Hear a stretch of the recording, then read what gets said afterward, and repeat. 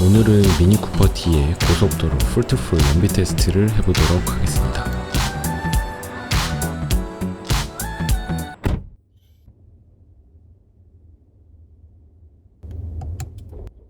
이 차는 1.5L짜리 디젤 엔진이고요. 특이하게 홀수기통 3기통짜리 엔진입니다.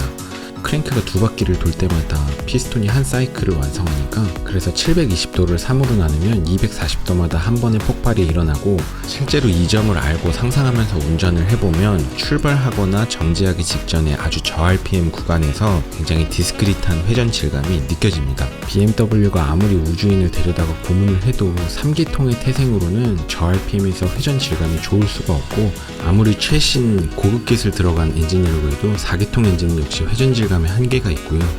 한 6기통 정도는 되면 거의 대부분의 인간은 이걸 컨티뉴스한 회전 질감으로 느끼기 시작합니다. 요즘은 엔진 생산 단가를 낮추기 위해서 모듈화 엔진이라고 이 기통수를 다 직렬로 나열해서 이렇게 두부 썰듯이 잘라갖고 기통수 엔진을 만듭니다. BMW에서 6기통 엔진, 4기통 엔진, 3기통 엔진은 다 이제 직렬 방식으로만 요즘엔 나오고 있어요. 정확한 연비를 확인하기 위해서 트립상의 연비를 사용하지 않고 직접 연료를 아주 꼭지점까지 넣어서 풀-투-풀 연비 테스트를 할 예정입니다.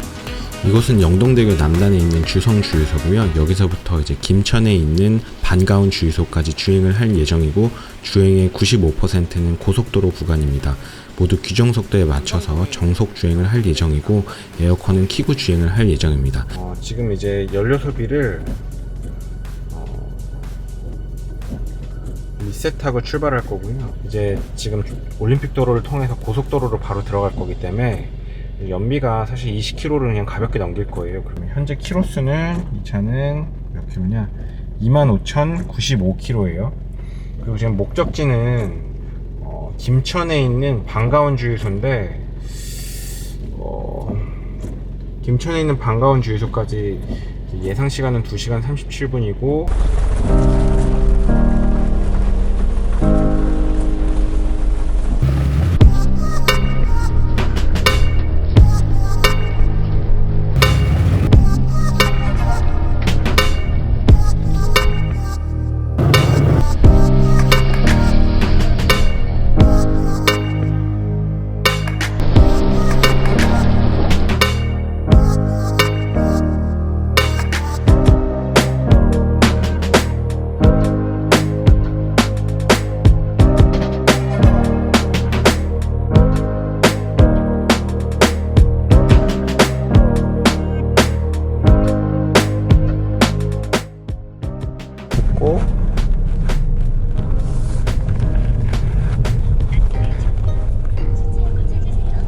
239km 주행했고요. 주행 시간은 2시간 41분입니다.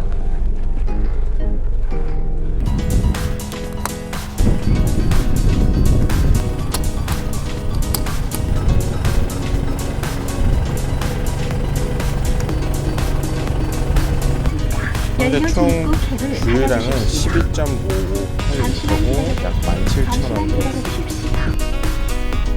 639km, 공기 12.553.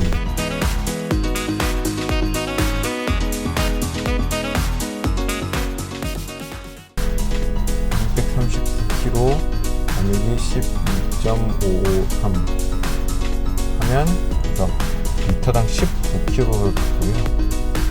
총평을 나중에 하겠습니다. 그런데 결론적으로 보면 생각보다는 조금 실망스러워요. 결과적으로 리터당 19 정도의 연비가 나왔고, 만원을 주유하면 이 차는 140km를 주행할 수 있습니다. 고속도로 기준으로요. 자, 보통 만원 넣고 100km 이상 주유하면 연비가 좋은 차에 속하고요.